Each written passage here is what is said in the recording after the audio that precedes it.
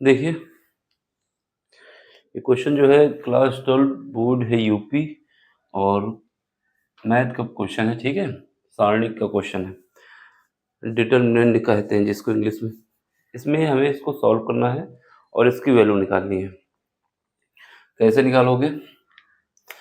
देखो, यहाँ पर जो वर्टिकल चलना होता है, ये पहला कॉलम होता है जिसको C1 कहा जाता है, ये दूसरा कॉलम होता है और ये तीसरा कॉलम होता है।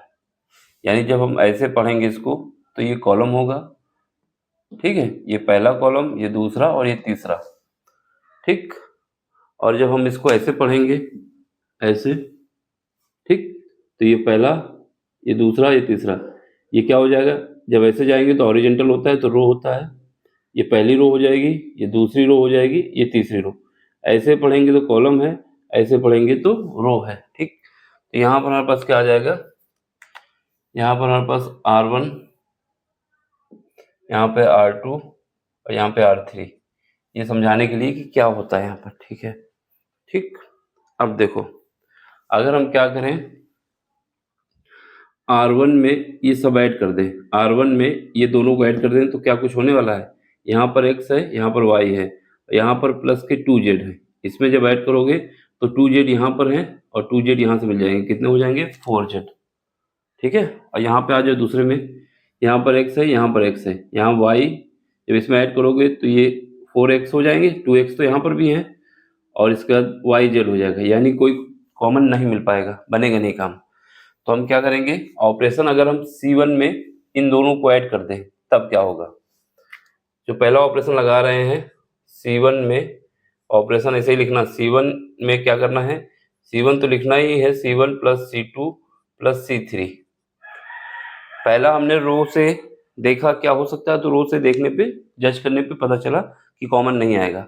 लेकिन जब हमने क्या किया कि पहली रो में तीनों रो को ऐड कर दिया, तब क्या होता है देखते हैं, ठीक है। तो यहाँ पर देखो, पहली रो ये है हमारे पास, इसमें क्या करना है, इन दोनों को ऐड करना है। तो यहाँ पर देखो, यहाँ पर x है और एक x यहाँ से मिल जाएगा, ठीक है। तो इसको लिख देते हैं, यहाँ पर x है, एक x यहाँ से मिल जाएगा, कितने x हो जाएंगे? 2x हो जाएंगे। फिर यहाँ पर देखो y है, एक y यहाँ पर है, एक y यहाँ पर है, दो मिल जाएंगे, कितने हो जाएंगे? 2y हो जाएगा। और यहाँ पर देखो 2z है और कुछ नहीं है। ये बात समझ में आई कि नहीं? बहुत इंपॉर्टेंट बात है, यहाँ पर समझ में आना चाहिए। क्या किए हैं कि पहली रो, पहले कॉलम में इन तीनों कॉलम को ऐड कर दिए। तो यहाँ पर C1 लिखा है, C1 में ही इन तीनों का एडिशन हो, यहाँ पर ये लिखना है, इन दोनों को भी इसी में ऐड करके लिखना है। तो इसके हिसाब से यहाँ पर x था, फिर इसके बाद ये x 2x हो गया, यहाँ पर y था, ये वाला y 2y हो गया और 2z पहले ही से था। पहला तो काम हो गया। अब इसमें भी देखो, यहाँ पर क्या है, यहाँ पर हमारे पास क्या है, पहले सीक्वेंस लिख लेते हैं। सीक्वेंस वाला पहले 2x है आगे, फिर यहाँ पर देखो y है, ठीक है, यहाँ पर y है, यहाँ पर ये नीचे वाला गड़बड़ हो गया, ये सीक्वेंस ऐसे है, ये हमारा y रहेगा, ये नोट करने में गड़बड़ हुआ है, ये y रहेगा और यहाँ पर रहेगा हमारे पास, यहाँ पर हो जाएगा z plus x plus 2y, ये न्यूमेरिकल है। ये वहाँ पर लिखने में गड़बड़ हो गई, न्यूमेरिकल ये है, ठीक है।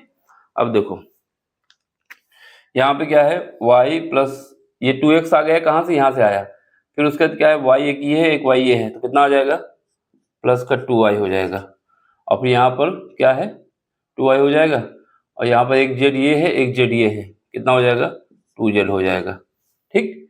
फिर यही काम इसमें करना है, यहाँ पर आ जाओ, सिक्वेंस लिखेंगे, एक x ये है, एक x ये है, कितने हो जाएंगे? 2x हो जाएंगे। 2y तो पहले ही से मौजूद है यहाँ पर, 2y, एक z यहाँ पर है, एक z यहाँ पर है, कितना हो जाएगा? 2z हो जाएगा। तो ये वाला जो ऑपरेशन लगाया वो यहाँ पर सक्सेस हो गया। बाकी सब ऐसे ही लिख दो, यहाँ पर x है, यहाँ पर इसको सीक्वेंस अब कर लेते हैं, 2x plus y plus z, यहाँ पर क्या है, x है, यहाँ पर क्या है, y है, यहाँ पर भी y है, यहाँ पर भी सीक्वेंस लगा लेते हैं, ठीक है। तो ये हमारे पास पहली रो में जो ऑपरेशन, पहले कॉलम में जो ऑपरेशन किया वो हमारे पास यहाँ पे आ गया। अब यहाँ पे देखो, यहाँ जो पहली कॉलम, देखो मैट्रिक्स में ये होता है कि अगर किसी एक रो में या एक कॉलम में कुछ कॉमन है तो उसको बाहर ले लिया जाता है, बात समझे? मैट्रिक्स में ये होता है डिटर्मिनेंट या सारणिक, सॉरी मैट्रिक्स बोल रहे हैं, सारणिक में ये होता है, डिटर्मिनेंट में ये होता है कि अगर एक रो या एक कॉलम में, इस वाले कॉलम में देखो ये वैल्यू ये वैल्यू ये वैल्यू सेम है, अगर सेम होता है तो उसको बाहर कॉमन ले लिया जाता है। तो यहाँ से हम क्या ले सकते हैं, यहाँ से हम ले सकते हैं 2 ब्रैकेट के बाहर सबसे 2 बाहर आ सकता है ना, x plus y plus z. अब अंदर क्या बचेगा, इससे ये बाहर ये बाहर ये बाहर, यहाँ 1 बचेगा, यहाँ पर भी 1 बचेगा, यहाँ पर भी 1 बचेगा। ठीक है, इसको हमने बाहर लिख दिया है, 2 कॉमन लेके बाहर लिख दिया है। अब यहाँ पे देखो, यहाँ जैसे है वैसे लिख दो x, यहाँ कितना है 2x plus y plus Z, यहाँ पर कितना है x है, यहाँ पर जैसे वैसे लिख दो y, यहाँ पर x plus 2y plus Z. ठीक है, यहाँ तक ये हो गया। अब क्या करना है, अब हमें क्या करना है कि पहले कॉलम को छोड़ के, यानी पहले कॉलम को छोड़ना है, जैसे है वैसे लिखना है, बाकी कॉलम जो है उनमें ऑपरेशन लगाना है। C2 में ऑपरेशन कौन सा लगाओगे, C2 में C2 माइनस C1, और C3 में क्या करोगे, C3 माइनस C1। कैसे करोगे, देखो 2 ऑपरेशन लगने वाले हैं यहाँ पर।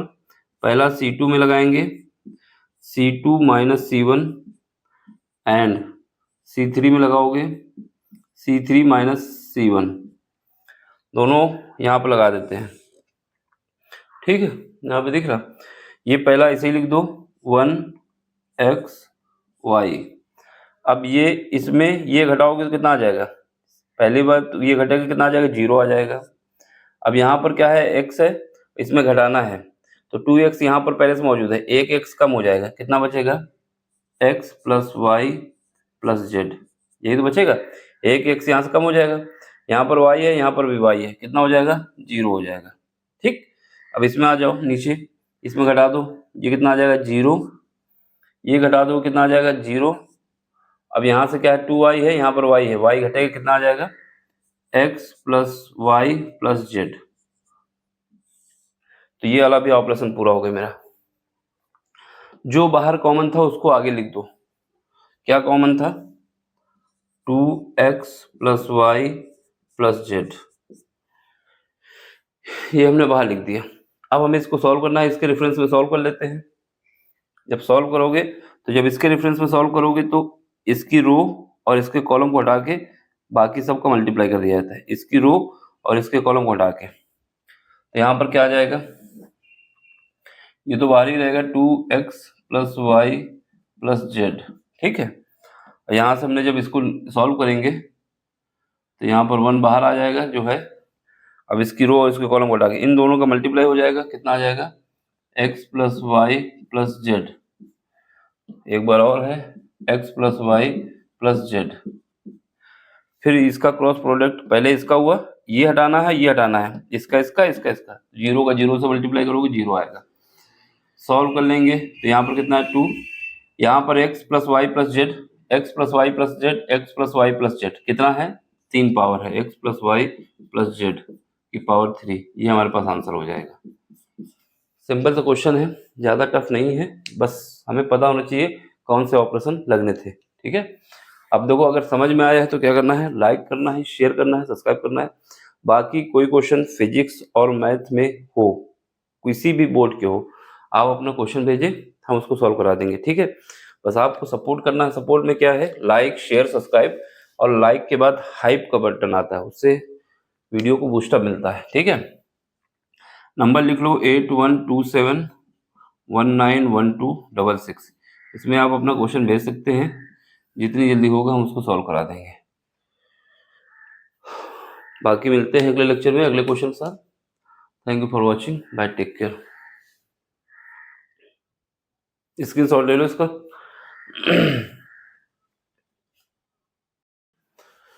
देखिए ये क्वेश्चन जो है 5 नंबर का आता है यूपी बोर्ड में, और सीबीएसई बोर्ड में भी आता है, लेकिन हिंदी मीडियम में है, तो इसको देख लो। क्या है इसमें बताया जा रहा है कि 2 रेखाएं दी गई, एक रेखा ये है और एक रेखा ये है, इनके बीच की मध्य दूरी जो है न्यूनतम बतानी है, कम से कम कितनी दूरी हो सकती है। जैसे हमारे पास 2 रेखाएं होती हैं, एक रेखा ये है, एक रेखा ये है। ठीक है, तो इनके बीच की कम से कम दूरी क्या होगी, कम से कम दूरी ये होगी, जो परपेंडिकुलर डिस्टेंस होगी वही होगी। तो यही निकालना है, यहाँ से ऐसे नहीं निकालना, ठीक है, जो कम से कम हो सकती है। तो ऐसे ही कुछ कहानी है। इसका एक फार्मूला होता है। फार्मूला क्या होता है ये देख लो जरा। कभी भी दो रेखाओं के बीच की डिस्टेंस निकालना हो वेक्टर फॉर्म में, तब क्या करते हैं, यहाँ पर हमारे पास a2 माइनस a1 ये वेक्टर है, ठीक है, a2 माइनस a1, इसका डॉट प्रोडक्ट करते हैं, किसके साथ करते हैं, अगर हम क्या करें, b1 क्रॉस b2 निकाल लें, b1 क्रॉस b2,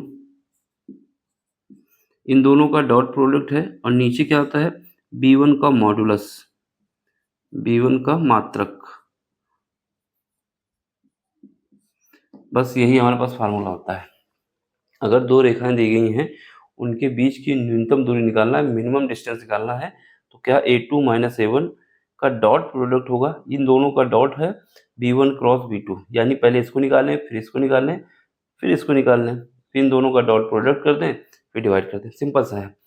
रेखाएं कितनी हैं, दो रेखाएं हैं। तो सोल्यूशन में देखो, सबसे पहले हमारे पास जो है रेखा लिख लेते हैं, ये रेखा दी गई है, इसकी जो स्टैंडर्ड इक्वेशन होती है वो लिख लेते हैं, ठीक है। पहले रेखा ही लिख लेते हैं, vector r1 is equal to i cap plus J cap plus lambda two i cap minus j cap plus k cap. And दूसरी रेखा क्या है, vector r is equal to i cap plus J cap minus k cap और plus का mu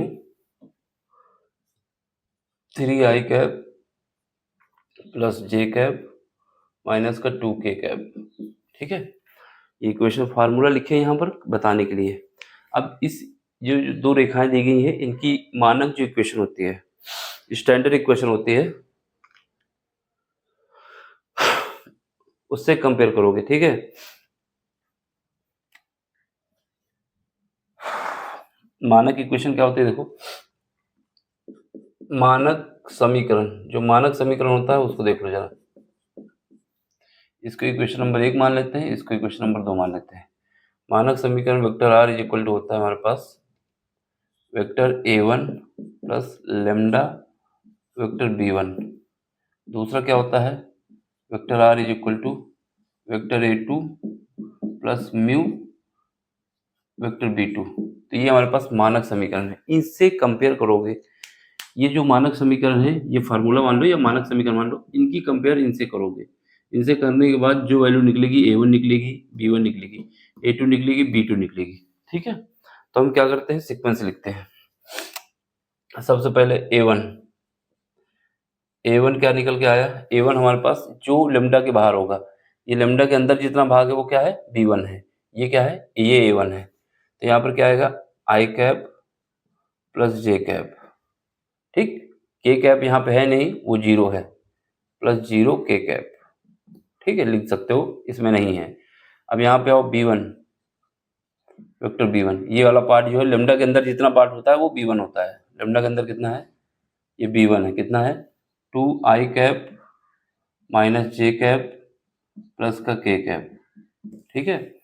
a2 देख लो, vector a2, ये कितना है, ये है 2 आई कैप प्लस का जे कैप माइनस का के कैप, ठीक है। अब b2 देख लो, वेक्टर b2, म्यू के अंदर जितना पार्ट होगा, ये वाला पार्ट पूरा, 3 i cap plus J cap minus 2 के कैप। तो ये हमारे पास आ गया। अब हमें क्या करना है, जो फार्मूला हमारे पास है, इस फार्मूले के हिसाब से वेक्टर a2 माइनस a1 करना है। a2 माइनस a1 है, ये याद रखना है, a2 माइनस a1 है, a2 माइनस a1। तो निकाल लो, vector a2 minus vector a1 is equal to, यहाँ पर क्या है, 2 आई कैप है प्लस जे कैप है माइनस का के कैप है, ठीक है। अब इसमें माइनस करना है, क्या माइनस करना है, आई कैप प्लस जे कैप और माइनस का 0 के कैप। अब यहाँ पे देखो ये कितना आ जाएगा, a2 minus a1 cap, a1 vector, 2 I cap है, ये इस तरफ माइनस हो जाएगा, कितना बचेगा, आई कैप बचेगा। ये जे है, ये भी जे है, ये माइनस इसको क्या कर देगा, ये माइनस इसको खत्म कर देगा, समझ रहे हो ना, देख लो एक बार। हाँ, ये क्या करेगा, ये हमारे पास प्लस का है, ये माइनस बाहर अंदर जाके इसको जीरो कर देगा, जीरो जे कैप, ठीक है। अब यहाँ पर देखो माइनस का के कैप, तो ये क्या आ जाएगा, ये हमारे पास आ जाएगा। इक्वेशन नंबर 1 मान लेते हैं, इक्वेशन थर्ड मान लेते हैं। अब देखो क्या है, वेक्टर b1 क्रॉस b2, ये है ना, तो इसका क्रॉस प्रोडक्ट निकाल लेते हैं। b1 क्रॉस b2 निकालना है, b1 क्रॉस b2। तो यहाँ पर क्या करोगे, इसके लिए कॉन्सेप्ट होता है आई कैप, जे कैप और के कैप। b1 वेक्टर, b1 कहाँ है, b1 हमारे पास ये है, ठीक है, ये b1 है। तो यहाँ कितना है, 2 है, ये कितना है, -1 है, और ये कितना है, 1 है। b2 ये है, ये कितना है, 3 है, ये हमारे पास 1 है, और ये -2 है, ठीक। b1 क्रॉस b2 निकाल रहा हूँ मैं। अब इसको सॉल्व करो, आई कैप के रेफरेंस में लेंगे, ये बाकी आई कैप में लेंगे तो ये वाली रो और ये कॉलम हट जाएगा, क्या बचेगा, -2 -1 मल्टीप्लाई होगा, प्लस का 2 हो जाएगा, 1 -1, 1 का 1 से मल्टीप्लाई, लेकिन इधर माइनस आता है तो -1। अब माइनस जे, ये हटाओगे और ये हटाओगे और ये हटाओगे, -2 का 2 के साथ माइनस का 4, 3 का 1 के साथ माइनस का 3,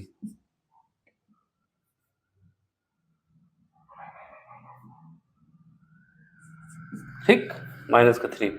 अब के में आ जाओ, प्लस का के, ये हटाओगे और ये हटाओगे, ये वाली कॉलम ये वाला रो, 1 का 2 के साथ 2, 3 का -1 के साथ, लेकिन माइनस आता है, प्लस का 3।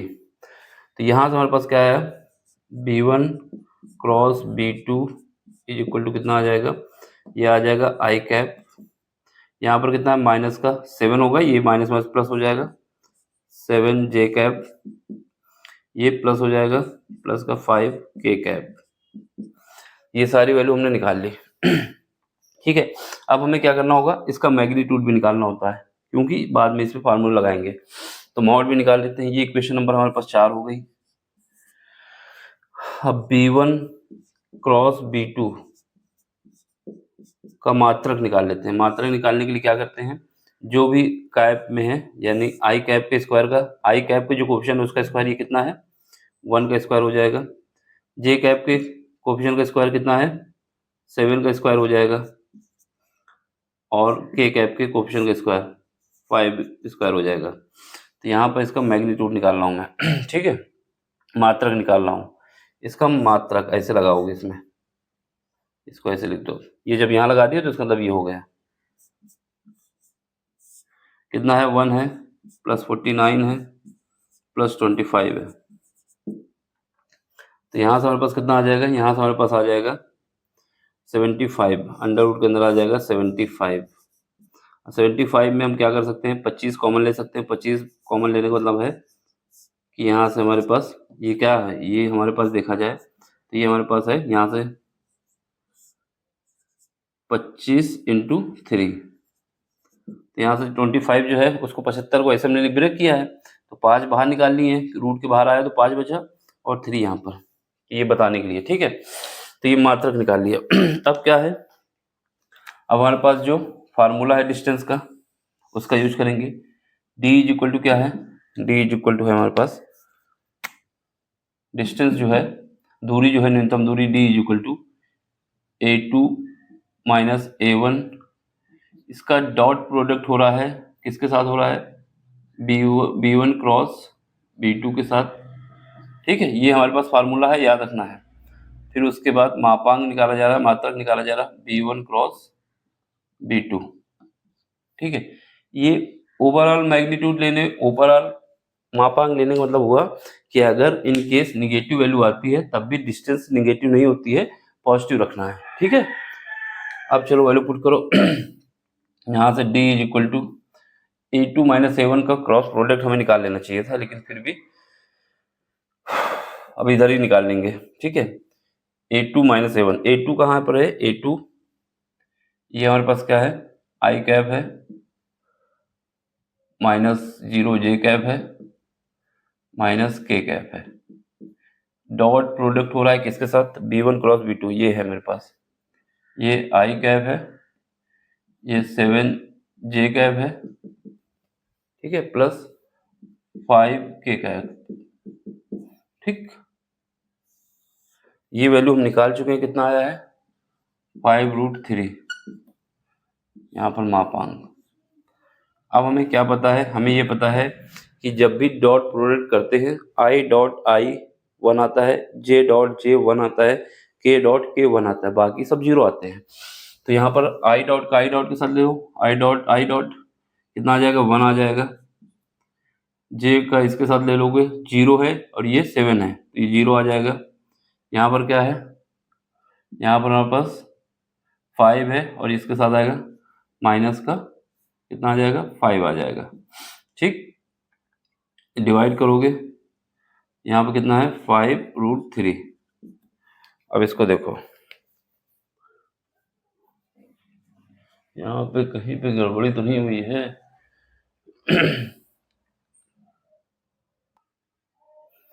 ठीक है, देखो तो यहाँ से हमारे पास क्या पता होना चाहिए, हमें ये निकल आया, इसका मैग्नीट्यूड लेना है, ठीक। यहाँ से हमें पता चला कि I डॉट I अगर होता है कहीं पर, या J डॉट J होता है कहीं पर, या फिर K डॉट K होता है, तो इन सब की वैल्यू होती है 1। बाकी अगर I के साथ J आया या J के साथ K आया, ठीक है, या फिर I के साथ K आया, इन दोनों का डॉट प्रोडक्ट 0 होता है। तो ये वाला फार्मूला यूज किया यहाँ पर, तो सेम वैल्यू रख दी, I डॉट I 1 आया, J डॉट J, लेकिन यहाँ पर 0 है कोएफिशिएंट तो 0 आ गया, 5K डॉट माइनस का 5। यहाँ से D इज इक्वल टू कितना आ गया, जी कितना बचेगा माइनस का 4 बचेगा, नीचे 5√3। ये मैग्नीट्यूड, देखो कभी भी डिस्टेंस, कभी भी दूरी निगेटिव नहीं होती है, इसी वजह से मैग्नीट्यूड लगा रहा हूँ, ये माइनस हटा दो। D इज इक्वल टू हमारे पास क्या आ जाएगा, D इज इक्वल टू आ जाएगा 4/5/√3। ये हमारे पास आंसर है, ठीक है, ये हमारे पास आंसर है। इसको देख लो, कहीं पर भी डाउट हो तो पूछ लो, एक भी पर्सन का। देखो यहाँ पर ये इंपॉर्टेंट बात है कि समझ में आना चाहिए क्या किए हैं। सबसे पहले हमें ये पता होना चाहिए कि जो न्यूनतम दूरी का फार्मूला होता है, ये फार्मूला होता है। अगर ये फार्मूला नहीं याद तो फिर आप क्वेश्चन नहीं कर पाएंगे, ठीक है। फिर उसके बाद क्या होता है, ये पहचानना कि A1 A2 क्या है, B1 B2 क्या है। तो जो पहली इक्वेशन दी होती है, जितना पार्ट लेमडा, जो ये लेमडा है इसके बाहर होता है वो हमारा A1 होता है, लेमडा के अंदर जो भी जिसमें लेमडा कॉमन है वो सारा पार्ट B1 होता है। फिर दूसरी इक्वेशन में आओगे तो जितना बाहर पार्ट है वो क्या है, लेमडा यानी A2 है, और जितना म्यू के अंदर है, जितना म्यू के अंदर है, एक लेमडा एक म्यू, दो कोफिशिएंट है, वो सब क्या होता है B1 होता है। ये हमने इक्वेशन में बताया कि जो जनरल फॉर्म होती है इक्वेशन के, इस जनरल फॉर्म इक्वेशन के हिसाब से कंपेयर करके हमें ये पता चल गया। फिर अब कुछ बचा नहीं, इसके बाद क्या है, हमें क्या करना है, A2 माइनस A1 करना है। A2 माइनस A1 करोगे तो यहाँ से A2 माइनस A1 आ गया। फिर उसके बाद क्या है, B1 क्रॉस B2 करना है, B1 क्रॉस B2 कर लिया। फिर B1 क्रॉस B2 का मैग्नीट्यूड लेना है, मात्रक लेना है, मापांक लेना है, उसको ले लिया, ये आ गया। फिर B1 क्रॉस B2 और जो A2 माइनस A1 निकाला था, इन दोनों का डॉट प्रोडक्ट लेना है, उसको रख देना है, वैल्यू निकल आएगी। अगर वैल्यू निगेटिव आती है तो क्या करना है, पॉजिटिव लेना है। क्यों लेना है, क्योंकि जो डिस्टेंस होती है कभी भी निगेटिव नहीं होती है, ठीक है। अब देखो समझ में आया तो क्या करना है, लाइक करना है, शेयर करना है, सब्सक्राइब करना है, बाकी अपने दोस्तों तक पहुंचाना है। दूसरा, इसके अलावा कोई क्वेश्चन नहीं आते तो आपको इस नंबर पे भेजना होगा 8127191266। जितनी जल्दी होगा हम सारे क्वेश्चन आपके करा देंगे, ठीक है। बाकी 2024, 2025, 2022, 2023, 2020, 2021 सारे क्वेश्चन मैथ के भी लगे हुए हैं, यूपी बोर्ड के प्लेलिस्ट अलग अलग ईयर की बनी हुई है, ठीक है। फिजिक्स भी काफ़ी क्वेश्चन लगाए हुए हैं, फिजिक्स के 2020 से 2025 तक के सारे क्वेश्चन करा दिए हैं जो तुम्हारे पेपर में आए हुए हैं। इसको देख लो, समझ लो, बाकी मिलते हैं अगले लेक्चर में। Thank you for watching, bye, take care. देखिए क्वेश्चन, क्लास 12 बोर्ड है यूपी, ठीक है, ये ऊपर मेंशन है, इस पर न जाना। मैथ का पेपर है, एक बच्चे ने व्हाट्सएप पे भेजा है क्वेश्चन। इसमें दिया हुआ है कि दो सदिशों वेक्टर ए और वेक्टर बी के लिए सिद्ध करना है कि vector a plus vector b, यानी दोनों वेक्टरों को एडिशन कर दिया जाए, उसके बाद इनका यूनिट वेक्टर निकाला जाए, ये less than or equal to होगा, वेक्टर ए को अलग निकाल लिया जाए, वेक्टर बी को अलग निकाल लिया जाए। इस बात को हमें प्रूव करना है। ठीक है, कैसे करोगे? देखो सबसे पहले क्या करोगे, जो दिया गया है vector a plus vector be less than और इक्वल टू, ये हमें प्रूव करना है। ठीक है, अब ये देखो vector a plus vector b, इसका हम स्क्वायर कर दें, या फिर हम कर सकते हैं, या फिर क्या कर सकते हैं, या फिर हम लिख सकते हैं vector a plus vector b, इसका डॉट प्रोडक्ट कर दें, vector a plus vector b, दोनों बातें सेम है। ठीक है, या तो हम क्या करें, एक को ही स्क्वायर कर दें, या फिर हम दोनों का डॉट प्रोडक्ट ले लें। अब डॉट प्रोडक्ट क्या होता है, ये तुम्हारे पास आ गया। अब इसका हम क्या करते हैं, ये वाला ऐसे ही लिखते हैं, vector a plus vector b, इसको नहीं चेंज करते। अब यहाँ पर डॉट प्रोडक्ट कर देते हैं। सबसे पहले ए का इसके साथ होगा, ए का इसके साथ होगा, फिर बी का इसके साथ होगा, बी का इसके साथ होगा। तो ए का करो, जब ए का इसके साथ करोगे तो वेक्टर ए डॉट वेक्टर ए, इस ए का इसके साथ किए, प्लस वेक्टर बी का इसके साथ करो, वेक्टर ए का डॉट वेक्टर बी, फिर उसके बाद प्लस, अब बी का करो इसके साथ, vector b dot vector a, अब बी का इसके साथ करो, vector b dot vector b. समझ गए? ये हमने कर दिया। अब देखो, अब क्या करना है, अब हमें ये पता होना चाहिए कि वेक्टर ए क्या पता होना चाहिए, देख लो जरा, बता देते हैं, यहाँ ब्रैकेट में समझ लो। हमें ये पता होना चाहिए कि वेक्टर ए डॉट वेक्टर ए अगर दिया है तो ये वेक्टर ए का यूनिट मात्रक का स्क्वायर, ठीक है, और vector a dot vector b is equal to होता है vector b dot vector a, ये दोनों बातें बराबर होती हैं। एक बात और याद रखना, अगर vector a dot vector b दिया हुआ है, ठीक है, तो इसको हम लोग लिख सकते हैं मात्रक ए और बी कॉस थीटा, ये हमारे पास फार्मूला होता है। कभी भी एंगल निकालना हो दो वेक्टरों के बीच, तो दो वेक्टर दिए गए हों, ये तीनों फार्मूले हैं, ये बराबर ये होता है, ये बराबर ये, यानी, और इसके बाद ये vector a dot vector b angle निकालना हो तो ये फार्मूला यूज करते हैं। ये वाला कॉन्सेप्ट यूज हो रहा है इसमें। ठीक है, अब देखो, ये तो हमारे पास क्या हो जाएगा, वेक्टर ए का स्क्वायर, अब ये और ये बराबर है, तो ये क्या हो जाएगा, 2 times of vector a dot vector b, और यहाँ पर क्या आ जाएगा, वेक्टर बी। ठीक, और यहाँ पर जो है वो तो वैसे ही रहेगा। ठीक है, इतना बना लिया। अब यहाँ पे देखो, vector a plus vector b, ये क्या है, वेक्टर ए का स्क्वायर, ये हमारे पास है ना, vector a dot vector b बराबर ये होता है, तो यहाँ पे लिख सकते हो 2 times of vector a vector b cos theta, ये क्या आ जाएगा, वेक्टर बी का होल स्क्वायर। ये इक्वेशन नंबर हमारे पास 1 बन जाएगी। यहाँ तक बात समझ में आनी चाहिए, ये इक्वेशन बन गई। ठीक है, अब हमारे पास ये कॉस थीटा आ चुका है। कॉस थीटा की जो रेंज होती है वो -1 से +1 होती है। कितनी होती है, -1 से +1 होती है। अब हमें क्या करना है, इसमें प्लस वाली वैल्यू लेनी है।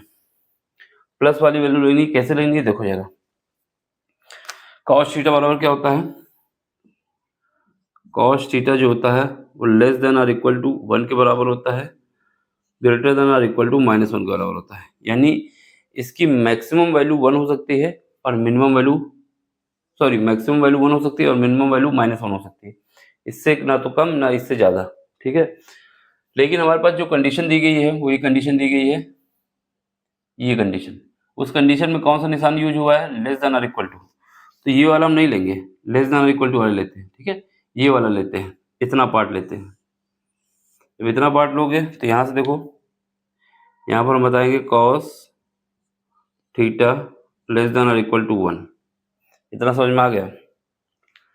अब हमें क्या करना है, ये वाला पार्ट पूरा इसमें बनाना है। ये कॉस थीटा है, ठीक है। अब हम क्या करें, अगर 2ab से 2 vector a dot vector b से दोनों तरफ मल्टीप्लाई कर दें तो कोई असर नहीं होने वाला। देखो जैसे इसी इनइक्वलिटी में क्या कर रहे हैं 2 वेक्टर a वेक्टर b, ठीक, इससे हमने मल्टीप्लाई किया है और ये कॉस थीटा तो अपनी जगह पे है ही है, लेस देन और इक्वल टू। हमने इस पे इधर मल्टीप्लाई किया है, जब इधर मल्टीप्लाई किया है तो इधर भी होगा, 1 पे मल्टीप्लाई सेम होगा, तो कितना आ जाएगा 2 mod of vector a mod of vector b। जैसे इसका मल्टीप्लाई हमने इसमें किया है, ये कट जाएगा तो ये यही बचेगा ऊपर वाला, ठीक है। अब क्या करना है, दोनों तरफ वेक्टर a का स्क्वायर और वेक्टर b का स्क्वायर इधर भी ऐड करना है, इधर भी ऐड करना है, तो दोनों तरफ ऐड करना है। सबसे पहले इधर ऐड कर देते हैं, vector a plus mod of vector b, इसको हमने इधर ऐड कर दिया है। और ये क्या है, ये जो है उसको ऐसे लिख देते हैं 2 mod of a mod of b, ये क्या है कॉस थीटा है लेस देन इक्वल टू। हमने इन दोनों को इधर ऐड किया है तो इधर भी यही ऐड करना होगा, तो इधर क्या ऐड करोगे, ये आ जाएगा हमारे पास मॉड ऑफ a, ठीक है, square plus mod of b का स्क्वायर, ठीक। हमने बताया क्या कि दोनों को ऐड किया है, बाकी ये जो था वैसे ही लिख दो, plus 2 mod of a mod of b, ठीक है। जैसा हमने किया इस तरफ इतना ऐड किया था, इस तरफ भी इतना ऐड कर दिए, तो दोनों बात बराबर हो गई, ये बात निकल गया आगे। अब क्या करना है, अब कुछ नहीं करना है। अब ये जो पार्ट है इस पूरे पार्ट को ये इक्वेशन बराबर हो चुकी है, यानी यहाँ पर देखा जाए तो ये वाली कंडीशन जो है, ये इसकी वैल्यू हमने निकाल ली है। इसकी वैल्यू क्या निकल के आई है, इसकी वैल्यू ये आ गई है, ये वैल्यू आ चुकी है ना इसकी, तो इसकी जगह उठा के ये रख दो। लेकिन यहाँ पर जो इक्वल लगा हुआ है उसकी जगह ये निशान लग जाएगा, ठीक। ये वाली वैल्यू जब पूरी रखोगे तो निशान हमारे पास ये वाला लग जाएगा। रखो, बता देना क्या बताना है, समीकरण 1 और इसको मान लो समीकरण नंबर 2, वह समीकरण 2 से ये स्क्वायर है, यहाँ पे गड़बड़ी मत करना, ये स्क्वायर ऊपर से चला रहा ना, यहाँ से स्क्वायर चला रहा ना, तो यहाँ पर हमारे पास क्या हो जाएगा, ये वाली वैल्यू की जगह हम ये वाली वैल्यू पुट कर देंगे और ये जो निशान इक्वल का है ये इसमें चेंज हो जाएगा। यहाँ पे हमारे पास क्या आएगा, mod of a vector mod of b, इसका स्क्वायर तो है ही है, ठीक। अब इसकी जगह निशान हमारा चेंज हो जाएगा, ये इनइक्वालिटी आ जाएगी, ये इनइक्वालिटी आ जाएगी, उठा के हम यहाँ पे रख देते हैं, तो ये हमारा ये आया। अब इसकी जगह हम उठा के ये रख देंगे, कितना आएगा, मॉड ऑफ a का square plus mod of b का square plus 2 mod of a mod of b, ठीक। अब ये हमारे पास क्या है, ये a प्लस b का होल स्क्वायर है ना, ये a प्लस b का होल स्क्वायर है, तो ये क्या हो गया, vector a plus vector b, समझ में आ रहा, ये होल स्क्वायर हो जाएगा लेस देन और इक्वल टू, ये वाला क्या हो चुका है, ये हमारे पास हो चुका है vector a plus vector b का होल स्क्वायर। अब दोनों तरफ से स्क्वायर हटा दो, यहाँ ब्रैकेट में लिख दो, अगर लिखना है फार्मूला जो यूज हुआ है दिख रहा है यहाँ पे, a प्लस बी का होल स्क्वायर क्या होता है, a square plus b square plus 2ab,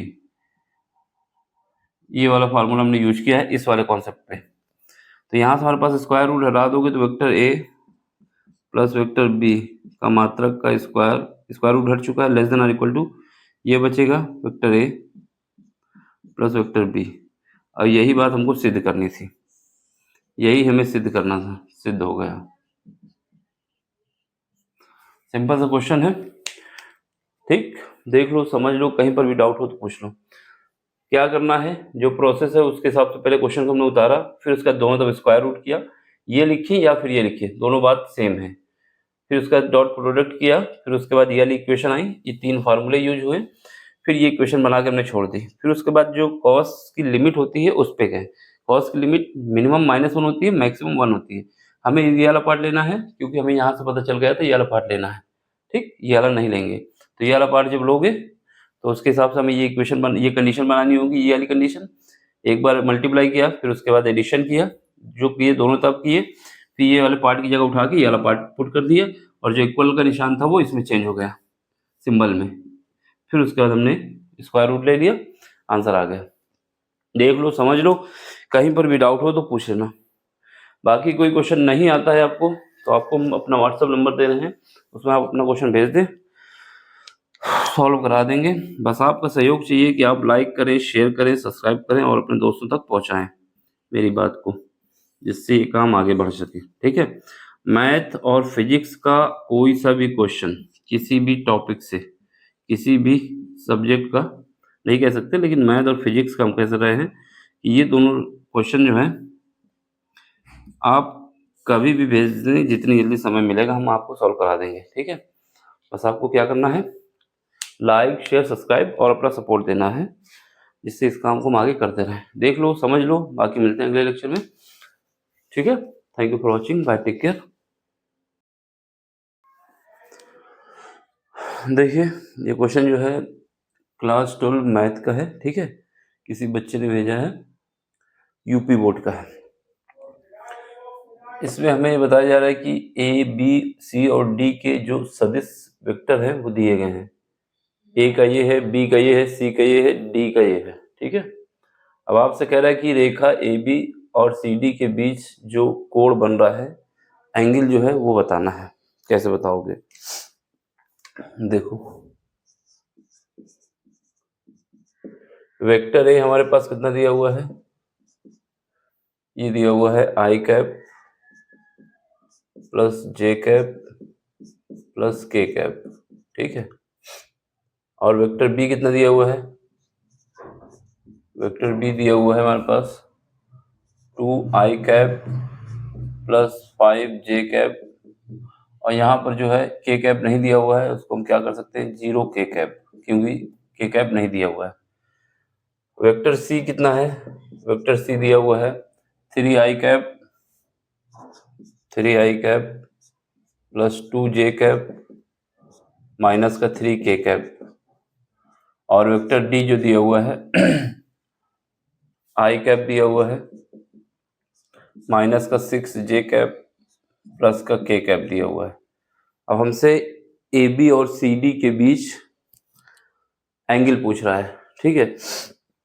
तो सबसे पहले हमारे पास हमेशा याद रखना, जब किन्हीं दो वेक्टर के बीच एंगल पूछा जाता है, जैसे मान लेते हैं vector a dot vector b is equal to क्या आता है, mod of a mod of b cos theta. ये हमारे पास डॉट प्रोडक्ट का फार्मूला होता है। अगर दो वेक्टर दिए गए हैं, उन दोनों के बीच हमें एंगल पूछा जाता है, तो ये वाला फार्मूला लगाते हैं, vector a dot vector b is equal to mod of a mod of b cos theta, ठीक। यहाँ से ये याद रखना है, जब कॉस थीटा निकालेंगे, cos theta is equal to क्या आ जाएगा, vector a dot vector b divide by mod of vector a mod of vector b, ये फार्मूला बन जाता है। एक बात और याद रखनी है, क्या बात याद रखनी है, अगर कहीं पर ए डॉट बी का रिजल्ट निगेटिव आता है तो उसको भी हमें पॉजिटिव लेना है, ठीक है, मैग्नीट्यूड लेना है, तो मात्रक लेना है। तो इसमें भी लगा देते हैं पूरे में कि अगर ये रिजल्ट निगेटिव आता है तो हमें पॉजिटिव वैल्यू लेनी है। तो ये फार्मूला हमारे पास होता है। कभी भी दो वेक्टर दिए गए हों, उन दोनों वेक्टरों का अगर हमें एंगल पूछा जाता है तो डॉट प्रोडक्ट और उसके बाद डॉट प्रोडक्ट का मतलब है अदिश, ये डॉट प्रोडक्ट ही कहा जाता है, अदिश नहीं। दो वेक्टरों का डॉट प्रोडक्ट और उसके बाद इनका मैग्नीट्यूड से डिवाइड कर दिया जाए तो एंगल निकल आता है। अब हमें क्या करना है, ए बी बनाना है, वेक्टर ए बी वेक्टर, ये क्या है, ए बी वेक्टर है। हमेशा याद रखना, जब ए बी वेक्टर लिखना हो तो बी वेक्टर को आगे लिखा जाता है, माइनस ए वेक्टर को पीछे लिखा जाता है। यानी जो इसमें ए बी है तो बी पहले लिख दोगे, उसमें से ए घटा दोगे। अगर हमें ए बी वेक्टर निकालना है तो इनके अलग अलग वेक्टर दिए गए ना, तो हमें क्या करना है, बी को पहले लिखना है, ए को बाद में लिखना है। अब वैल्यू पुट करो, तो यहाँ से हमारे पास ए बी वेक्टर आ जाएगा। बी कितना है, 2i कैप है, प्लस का 5j कैप है, प्लस का 0k कैप है। अब इसके साथ माइनस करना है, किसको माइनस करना है, ए कैप को। i प्लस j प्लस के, ये हमने माइनस करना है। तो यहाँ से जब माइनस करोगे a b vector is equal to 2i cap है, यहाँ पर ये माइनस इसको माइनस कर देगा, i कैप, एक i कैप कम हो जाएगा तो कितना बचेगा, i कैप बचेगा। 5j कैप है, प्लस का है, ये इसको माइनस कर देगा, कितना बचेगा, 4 बचेगा, यानी 5 है, एक कम हो जाएगा, 4j कैप बचेगा, 4j कैप बचेगा। ये 0 है, 0 में से माइनस के घटाओगे तो क्या बचेगा, माइनस का k कैप बचेगा। तो ये हमारे पास आ गया ए बी वेक्टर। अब जब ए बी वेक्टर आ गया तो ए बी वेक्टर का मैग्नीट्यूड भी निकाल लेते हैं, ठीक है। तो यहाँ से हमारे पास मैग्नीट्यूड ऑफ ए बी कैसे निकालोगे, मैग्नीट्यूड निकालने के लिए क्या करना होता है, जो भी वेक्टर हैं, जो भी कोफिशिएंट दिए गए हैं i j k के, उनका स्क्वायर करके लिख दिया जाता है। मात्रक निकालने का तरीका होता है, मैग्नीट्यूड कहा जाता है इंग्लिश में। तो यहाँ से क्या आ जाएगा, इसका कोफिशिएंट कितना है, 1 है, 1 का स्क्वायर, j का कितना कोफिशिएंट है, 4, 4 का स्क्वायर, k का कितना है, माइनस का 1 का स्क्वायर। सॉल्व करोगे कितना आ जाएगा, सॉल्व करने पे लाएंगे तो यहाँ 1 यहाँ 1 2 हो जाएगा, 1 प्लस 16 प्लस 1। तो यहाँ से हमें पता चला कि ए बी का जो मात्रक आया है वो कितना आया है, अंडर रूट के अंदर 18, ये लिख दो एक तरफ, ठीक है। अब हमें क्या निकालना है, सी डी वेक्टर निकालना है। वेक्टर सी डी, क्योंकि ए बी और सी डी के बीच निकालना है ना, तो सबसे पहले वेक्टर सी डी। तो ये कैसे निकलेगा, हमने बताया जो पहले लिखा होता है उसको बाद में उसमें घटाया, जैसे ए बी लिखा था तो बी को आगे लिखा था, यहाँ पर डी को आगे लिखेंगे, d minus a, sorry minus c. A b था तो क्या हुआ, बी माइनस ए हुआ, यहाँ सी डी है तो क्या है, डी पहले आएगा माइनस ए। अब यहाँ पे वैल्यू पुट करो, सी डी वेक्टर डी कितना है, डी हमारे पास ये है, आई कैप माइनस का 6j कैप और प्लस का k कैप है, ठीक है। माइनस क्या करना है, सी करना है, 3i cap plus 2j cap, ये माइनस कर रहा हूँ मैं, आगे लगा दिया हूँ, माइनस का 3k कैप, देख रहे हैं यहाँ पे। अब देखो, अब इसको सॉल्व करोगे, ये कितना आएगा, यहाँ पर i है, ये माइनस का 3i है, कितना बचेगा, माइनस का 2i कैप, ये माइनस का 6 है, ये इसको जाके माइनस कर देगा, कितना आएगा, माइनस का 8j कैप, ये प्लस है, ये इसको, ये माइनस वाला इसको प्लस कर देगा, इसके साथ ऐड हो जाएगा, प्लस का 4k कैप। तो ये हमारे पास सी डी वेक्टर आ गया, ठीक है, ये सी डी वेक्टर आ गया। अब हमें क्या करना है, इसका भी मैग्नीट्यूड निकाल लेना है। सी डी वेक्टर का मैग्नीट्यूड -2 का स्क्वायर प्लस -8 का स्क्वायर प्लस 4 का स्क्वायर। सॉल्व करो कितना आएगा, यहाँ पर आ जाएगा 4, यहाँ पर आ जाएगा 64, यहाँ पर आ जाएगा 16, ठीक। ये हमारे पास मैग्नीट्यूड निकाल लिए। तो इसके बाद यहाँ पर सी डी का जो मैग्नीट्यूड आया है वो कितना आ जाएगा, 88 आ जाएगा, इतना आ गया। अब देखो, अब जब एंगल निकालना है उसके लिए फार्मूला क्या बन चुका है, cos theta is equal to हमारे पास है वेक्टर ए बी का डॉट करना है वेक्टर सी डी के साथ, और नीचे क्या करना है, mod of vector A B और mod of vector C D, फिर सबका मॉड ले लेना है। क्यों, क्योंकि अगर ये निगेटिव आता है तो पॉजिटिव करना है। अब हमें निकाल लेना होगा a B dot C D.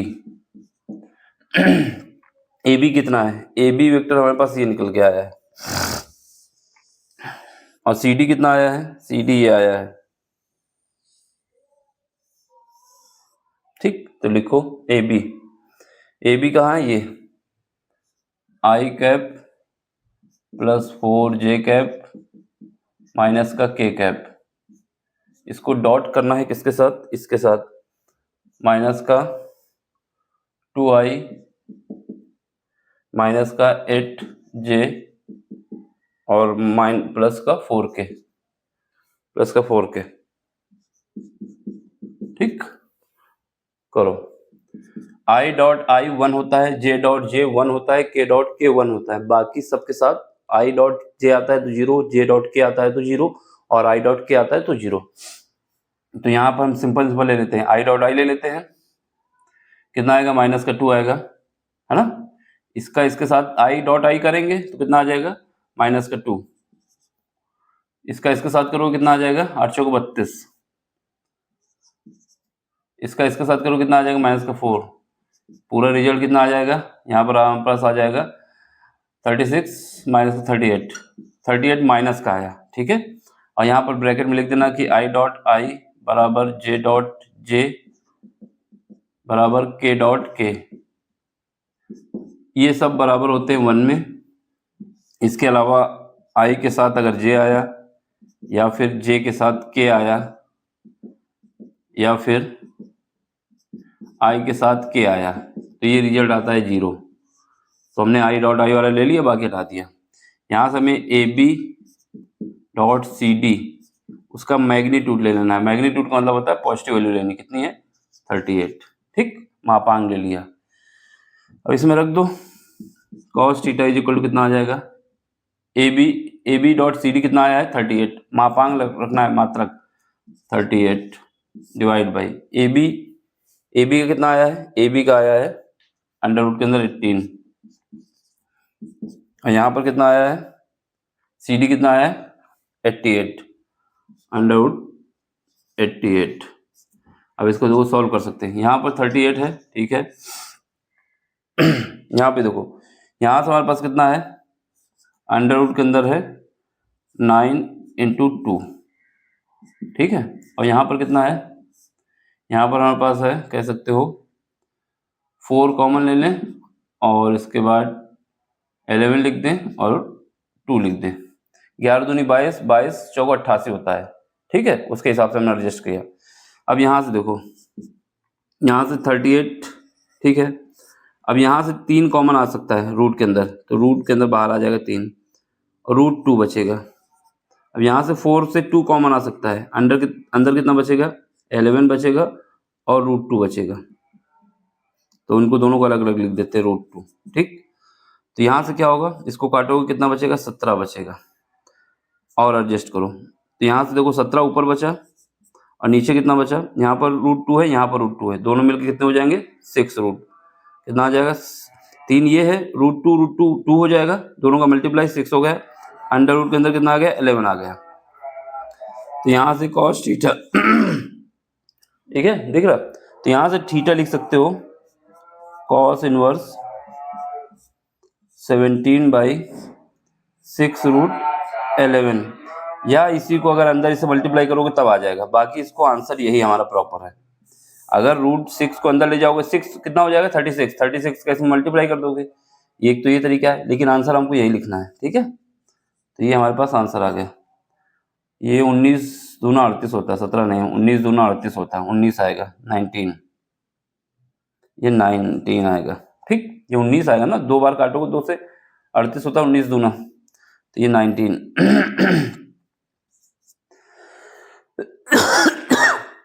तो इसका आंसर हमारा कितना आएगा cos inverse 19 divide by 6 root 11, ये आंसर आ जाएगा। देख लो, समझ लो, कहीं पर भी डाउट हो तो पूछ लो। बाकी अगला क्वेश्चन देखते हैं, ठीक है। समझ में आया हो तो लाइक करो, शेयर करो, और बाकी आपको कोई क्वेश्चन नहीं आता है तो आपको क्या करना है, व्हाट्सएप पे आना है या फिर टेलीग्राम पे आना है। व्हाट्सएप का नंबर ये है, इसमें आप अपना क्वेश्चन भेज देना, जितनी जल्दी होगा हम सॉल्व करा देंगे, ठीक। चलो bye, take care, thank you for watching. Screenshot ले लो।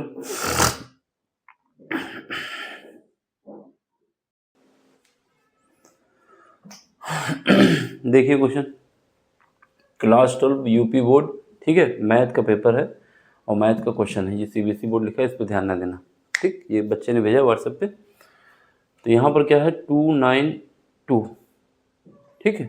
ये जो कोऑर्डिनेट दिए गए हैं कितने हैं, ये हमारे पास हैं 2 9 2। ठीक, हमसे पूछा जा रहा है कि ए बी जो लाइन है और सी डी जो लाइन है, इन दोनों के बीच का एंगल बताना है, रेखाओं के बीच का एंगल बताना है।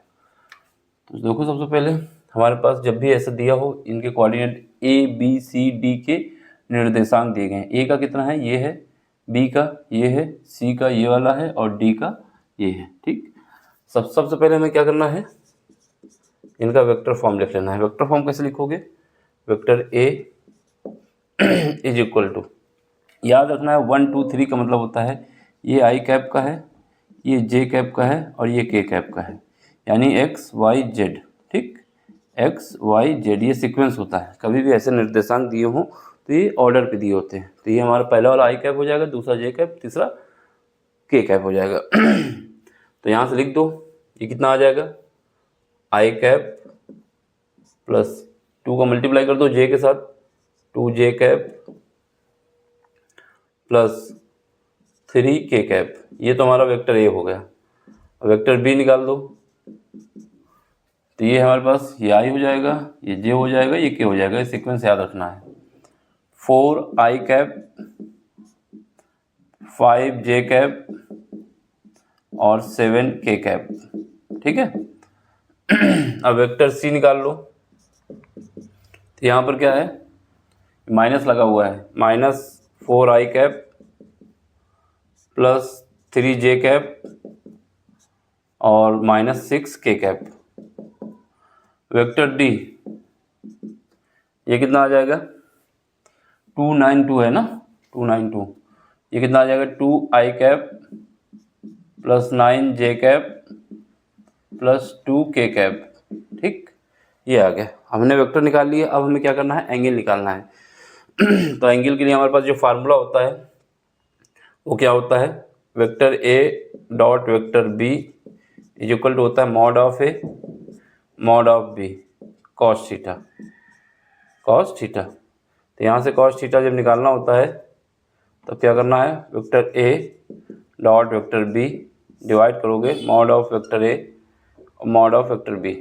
मॉड का मतलब होता है मात्रक, यूनिक वेक्टर। ठीक, ये निगेटिव अगर आता है ए डॉट बी तो इसको मैग्नीट्यूड ले लेते हैं। ठीक है, अगर निगेटिव आता है तो ए डॉट बी का पॉजिटिव वाला ले लेंगे, माइनस हटा देंगे। मॉड का मतलब ये है। ठीक, ये तो फार्मूला हो गया। अब हमें बनाना होगा, क्योंकि एंगल फाइंड करना है ए और बी के बीच, तो सबसे पहले ए बी वेक्टर निकालना होगा। ए बी वेक्टर कभी भी ऐसा लिखा हो तो बी को आगे लिख दो, vector b minus vector a, ऐसे लिखा जाता है। ए बी वेक्टर का मतलब है बी वेक्टर माइनस ए वेक्टर। ठीक, तो यहाँ से हम वैल्यू पुट करते हैं। बी की वैल्यू कितनी है, ये है हमारे पास 4 आई कैप प्लस 5 जे कैप प्लस 7 के कैप। इसमें माइनस क्या करना है, ए को, तो माइनस आई कैप प्लस 2 जे कैप प्लस 3 के कैप। यहाँ से निकाल लो, कितना आएगा, 4 में से एक आई जाएगा, बचेगा 3 आई कैप, 5 में से 2 जे जाएगा प्लस का 3 जे कैप, 7 में से 3 के जाएगा तो कितना बचेगा, 4 के कैप। अब यहाँ से इसका मैग्नीट्यूड भी निकाल लो, निकालो कितना आएगा मैग्नीट्यूड, यानी मात्रक निकालने का मतलब होता है कि जो आई जे के कोफिशिएंट है उनका स्क्वायर रूट करके ऐड करना होता है, स्क्वायर करके ऐड करना होता है वर्गमूल में। ये कितना आ जाएगा, 3 का स्क्वायर यानी प्लस 3 का स्क्वायर प्लस 4 का स्क्वायर, कितना आ जाएगा, 9 प्लस 9 प्लस 16, 18 और 16 हो जाएगा 34, है ना, 18 और 16 34। ठीक है, तो यहाँ से हमारे पास मॉड ऑफ ए बी आ गया है, कितना आ गया है, रूट के अंदर आया है 34।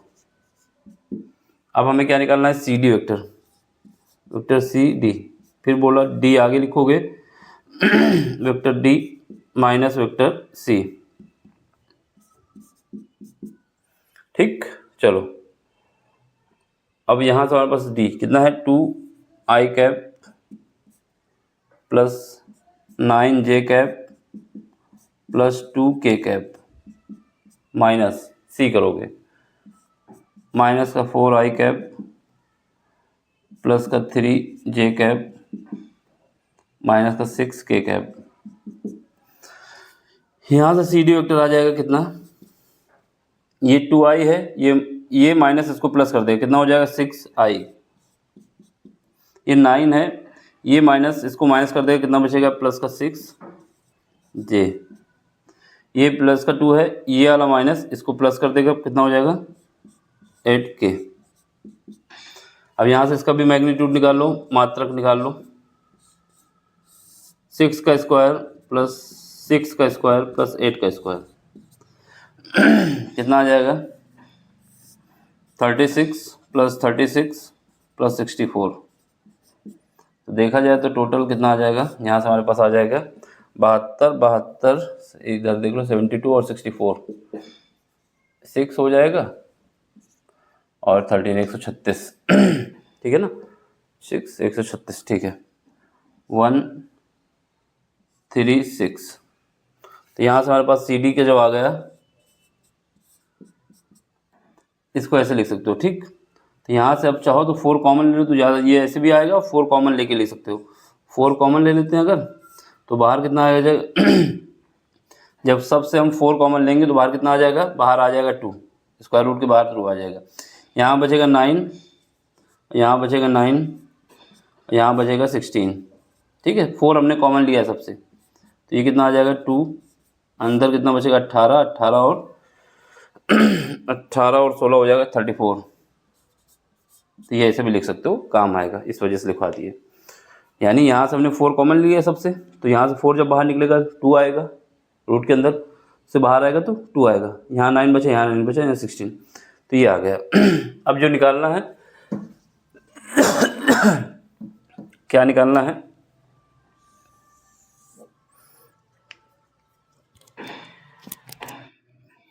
क्या निकालना है, निकालना हमको है cos theta is equal to mod of vector A B dot है इसका सी डी के साथ डिवाइड करना है मॉड ऑफ ए बी के मैग्नीट्यूड और सी डी के मैग्नीट्यूड से ठीक। तो यहाँ से ए बी डॉट निकालने,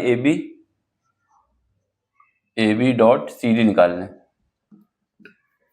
ए बी की वैल्यू कितनी है, ये हमारा ए बी है। सी डी कितना है, सी डी हमारा ये है। इन दोनों का डॉट प्रोडक्ट लिखना है। ए बी लिख दो पहले, 3i plus 3j plus 4k ठीक।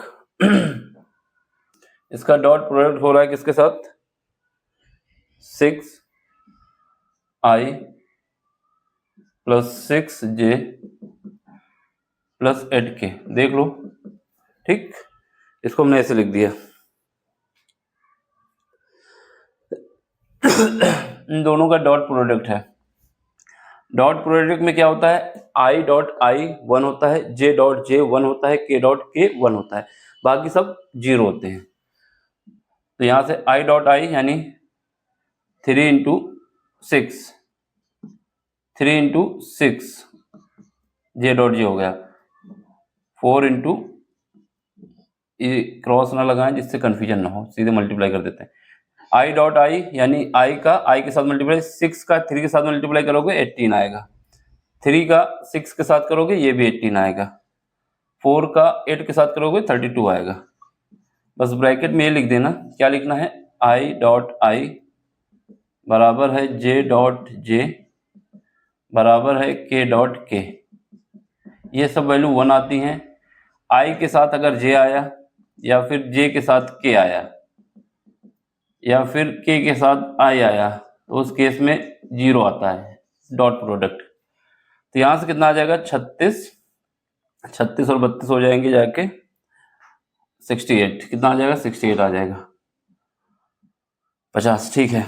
तो यहाँ से हमारे पास A B dot C D निकाल लिया, इतना वैल्यू पुट करो, इसलिए cos theta is equal to A B dot कितना आया 68 आया है, और यहाँ पर कितना आया है mod of A B, mod of A B कितना आया है, ये अंडर रूट के अंदर 34 आया है, अंडर रूट के अंदर 34 आया है।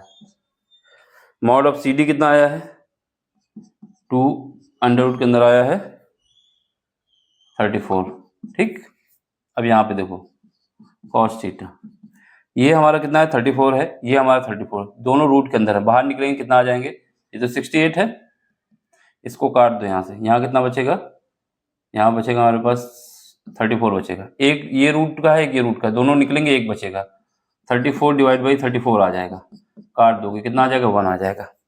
और हमेशा याद रखना cos थीटा अगर 1 आया है, cos थीटा अगर 1 आया है तो cos 0 की वैल्यू कितनी होती है 1 होती है, अगर cos थीटा 1 आया है तो इसका मतलब होता है cos 0 की वैल्यू 1 होती है, तो यहाँ पर कितना आ जाएगा cos 0, तो यहाँ से हमें पता चला जो एंगल आया वो कितना आया 0 डिग्री का आया, यानी ए बी लाइन के बीच कोई भी एंगल, ए बी लाइन के बीच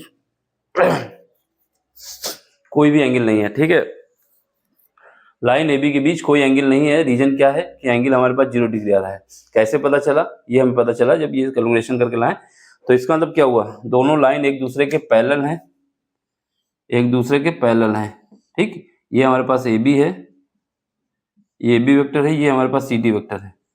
अब ये ऊपर भी हो सकता है नीचे भी हो सकता है, लेकिन इनके बीच कोई सा भी एंगल नहीं है, ये दोनों लाइनें एक दूसरे के समांतर चल रही हैं। ठीक, इसको देख लो समझ लो, कहीं पर भी डाउट हो तो पूछ लेना।